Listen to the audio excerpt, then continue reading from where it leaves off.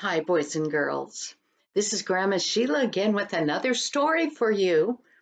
Our story today is called River Rescue. Well, our family, Dad, Mom, Rick, and Scott, had gone on a small vacation, and Dad had picked a beautiful river in California for them to have their vacation time at. When they got there, Dad had picked a place on a sandbar that was right by the river. The sand came out into the river, so the river actually kind of went around it. And they put their tents up, they put their fire pit there, they got everything ready. They had a place for Mom to make all the food. It didn't take them long to do that because the boys helped, and they were really excited. That river was calling them. So when all that was done, they went, "Can we get in the river?" Well, Rick was 12 and Scott was 10. And Dad said, "Fine with me. You guys were big helpers. Just stay away from the deep ends." Well, the river there was fairly smooth. It didn't have a lot of current in it. So the boys went out and they splashed and they swam around and they played. And Rick, being the adventure one, he climbed up the rocks that were along the edge of the riverbank there, and he jumped in a deeper place. Look at him. He wasn't afraid of anything.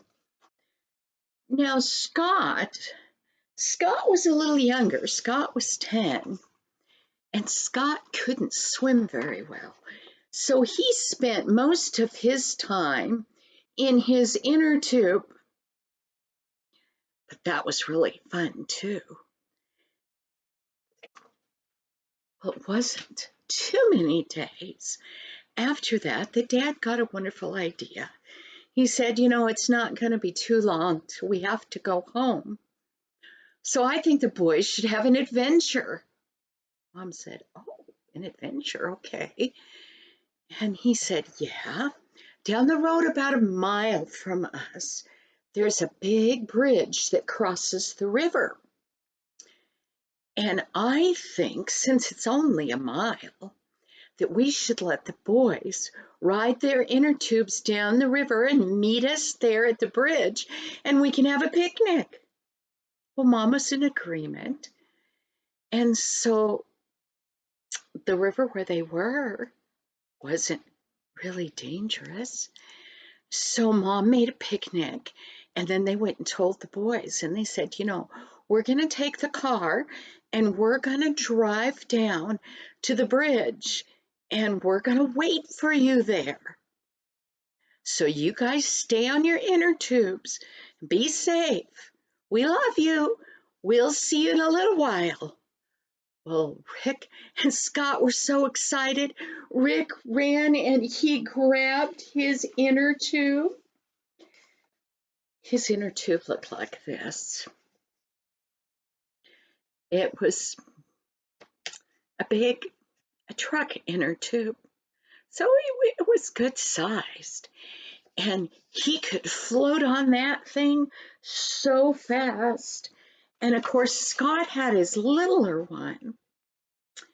But then for some reason, he decided, instead of going on his smaller inner tube, to go on one of the bigger ones like Rick had. Well, Rick, he just couldn't wait. He jumped on his inner tube and he started down the river.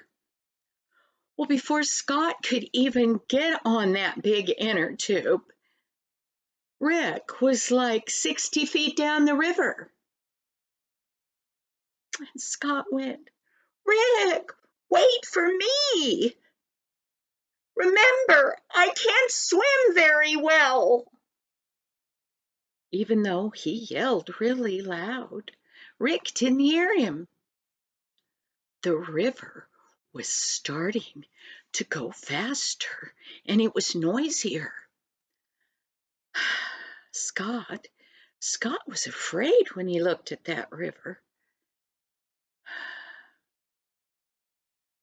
Then he'd remembered something, and he yelled to Rick again, "Rick, wait! We haven't prayed!"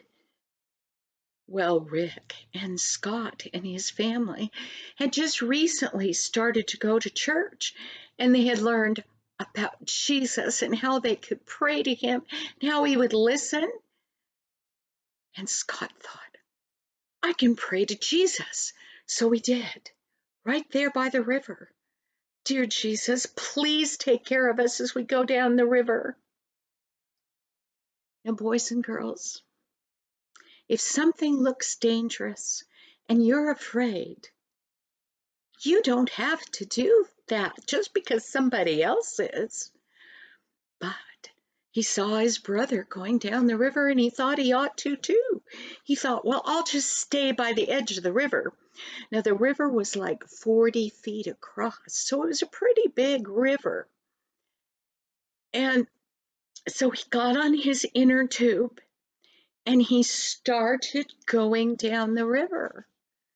And there were curves in the river. It wasn't straight there. And when he went around one of the curves, this is what he saw. Look what the river looks like. It was no longer calm and smooth. It was deep and running fast, and the water was hitting rocks and splashing up in the air. And Scott was afraid.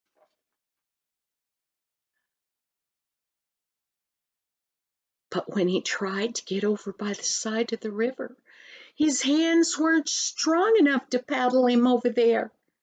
He looked and he saw Rick ahead of him. And Rick was going over a waterfall. Oh, no, it wasn't a huge waterfall.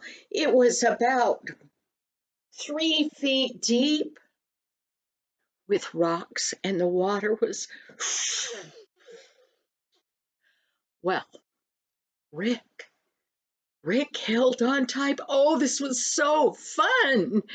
He held on, and the waterfall threw him over those rocks.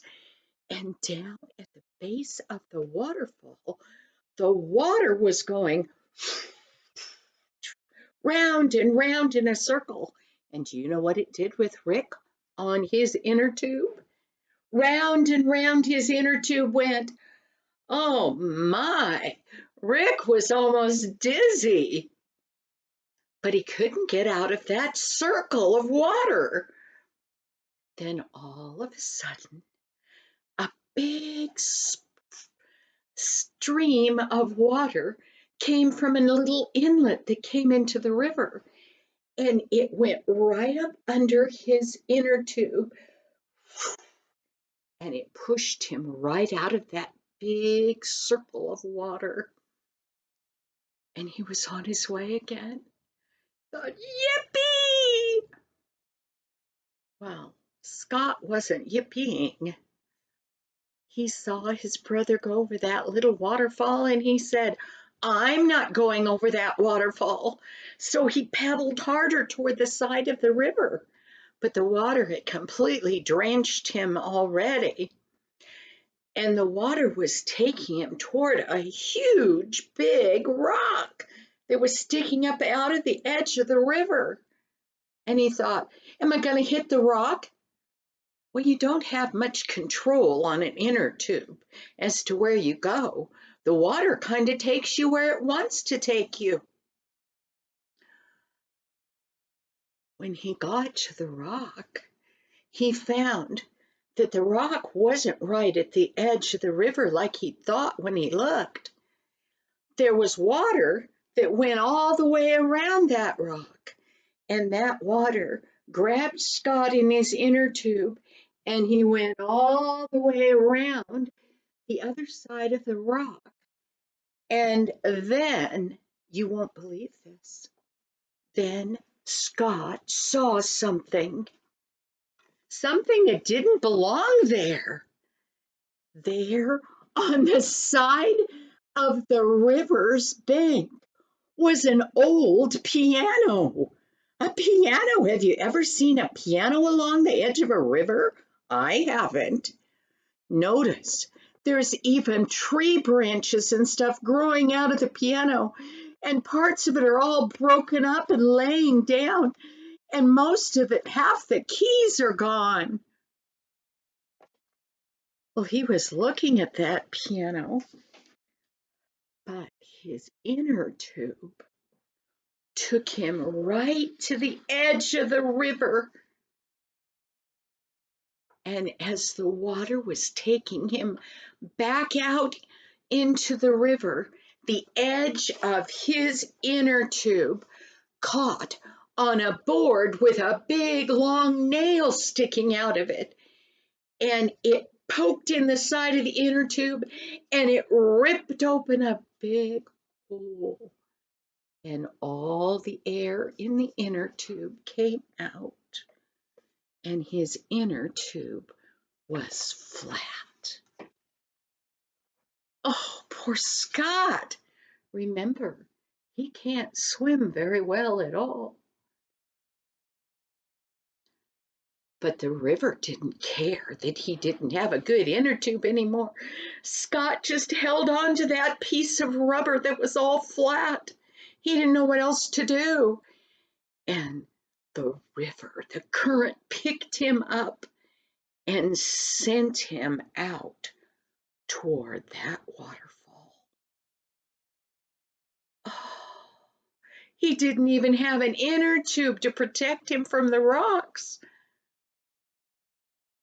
But there was nothing he could do. Finally, he screamed, "Help! Help!" Well, that scream was loud enough, even over that tumbling water, that Rick heard. And he turned around to see what his brother was doing. And he saw his brother with that piece of rubber and no inner tube. Rick went, "Oh no!" And then he remembered that his brother couldn't swim well. So he started paddling himself to the edge of the river as hard as he could go. But Scott was on those waves, on the current of that river, and it lifted him up and it dropped him down that waterfall. He was terrified. Now he was in pretty deep water. He didn't know what to do. Stuck his head out of the water and he saw something. No, not another piano. He saw a fisherman standing in the water fishing just not far below that waterfall. Scott screamed again, "Help me!" And the fisherman looked up. And when he looked up, there on the current of the river was Scott floating by. And he reached out and he grabbed him and he pulled him back to him. He looked at Scott and he trudged out of the river. He stood on the bank and he set Scott on a rock and he said, "Where are your parents?" Scott, he was so scared from his experience that he was just sitting there shaking. He said, "They're that way. They're at the bridge." Well, about this time, Rick came trudging up all wet and dripping with his inner tube. And he ran over to Scott. "Are you all right?" Scott went, "Yes." The fisherman said, "Come on, I'll take you to your parents." So he started to walk with them. But then Rick said, "Thank you for saving my brother, but we're all right. We can go on our own now." So the fisherman left. They walked on down till they finally came to the bridge. Looks something like this bridge. And sure enough, there was Mom and Dad. They were standing on top of the bridge, waving. But they looked a little puzzled because the boys weren't in the water riding on their inner tubes. And Scott didn't even have an inner tube in his arms. And Rick had his. Why weren't they riding their inner tubes? Mom and Dad ran down, and then they looked at Scott, and Scott was all white and scared looking. And Rick, he didn't look so good himself. Mom said, "What happened?" And Scott said, "I was scared. And the water was going like this. And then there was a waterfall. And the water took me around a big rock, and there was a piano, and there was a big nail sticking out of one of the boards, and it poked into my inner tube, and it went flat, and I tried to hold on to it to hold me up, but it didn't work well. And I went over a waterfall, and I thought I was gonna drown." And then a fisherman, he reached out and he grabbed me as I was floating by. Dad and Mom were just. Dad didn't know that there was white water on that stretch. He didn't know that there was waterfalls and stuff on it. He didn't know that there was big rocks that the boys could have ran into. He said, "Come on, boys, let's go back and thank the fisherman that saved Scott." But when they got back to the place where the waterfall was, the fisherman wasn't there. So they went back and they finished their last couple days of their vacation. And you know, Scott and Rick grew up. And one summer, Scott decided he wanted to go back to the place where that accident had nearly happened. So he took his camping trailer and he went there. When he got there, it didn't quite look the same.